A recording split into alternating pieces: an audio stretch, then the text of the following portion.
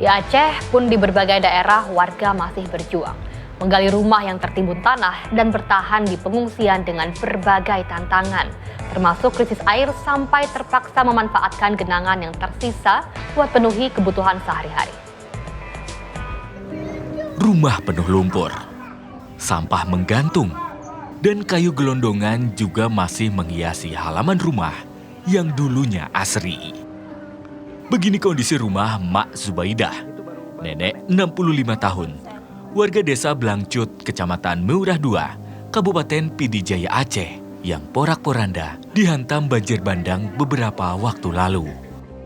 Rumah rusak, penuh lumpur, bahkan tingginya capai 2 meter.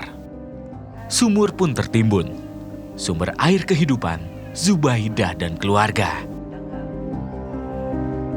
Tak menyerah, gunakan alat seadanya seperti cangkul dan karung. Perlahan sumur dibersihkan, terutama lubangnya agar menghasilkan air kembali. Meskipun belum maksimal, air mulai terlihat. Sambil jibaku bersama anak menantu, menunggu sumur kembali membantu. Sementara itu Zubaidah gunakan air genangan banjir depan rumah untuk mencuci dan kebutuhan harian.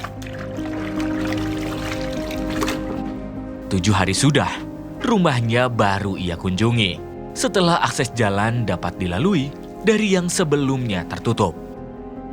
Rumah adalah surga baginya. Meski tak bernyawa, tak tega ia tinggalkan. Karenanya, setiap hari ia hampiri, siangnya ia usahakan bersihkan.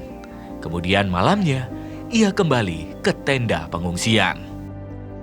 Dah bisa pulang ke rumah, malam pergi ke tempat tidur sana. Oh, berarti kalau hari pulang ke rumah masih bersihin. Harapan dibuat rumah lah. 25 hari dah lewat. 25 hari ya, Mak? Iya. Sikit-sikit.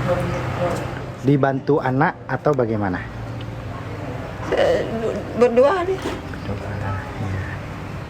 Tak hanya terendam lumpur, perabotan habis, dan 9 karung padi cadangan hasil panen pun tak mampu ia selamatkan. Untuk makan kini hanya mengandalkan bantuan. Padi tak bisa lagi digiling untuk menjadi beras.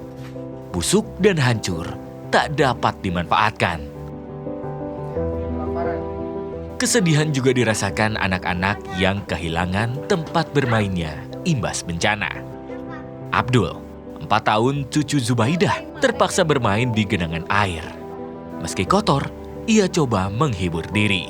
Seolah mewakili cerita perjuangan seorang anak, melihat tempat bermainnya kini jadi kenangan karena tertutup genangan.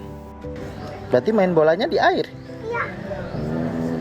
Kenapa main bolanya di air? Tanah nggak ada. Tanah nggak ada? Ini masih lembek. Karena banjir? Iya.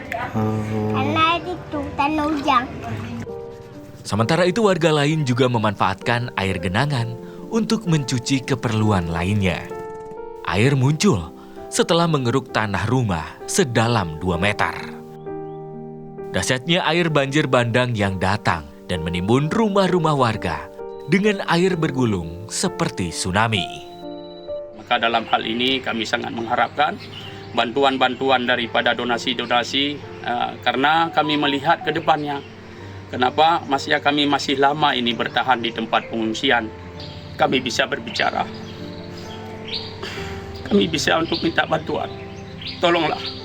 Apalagi Presiden kami, Bapak Prabowo Subianto. Bantulah kami. Karena kami tidak bisa lagi ini untuk bisa kembali ke rumah kami masing-masing. Warga desa berharap momen tahun baru ini pemerintah pusat mengirimkan bantuan, khususnya perbaikan tempat tinggal. Karena yang terpikir saat ini adalah pulang. Kairu melaporkan.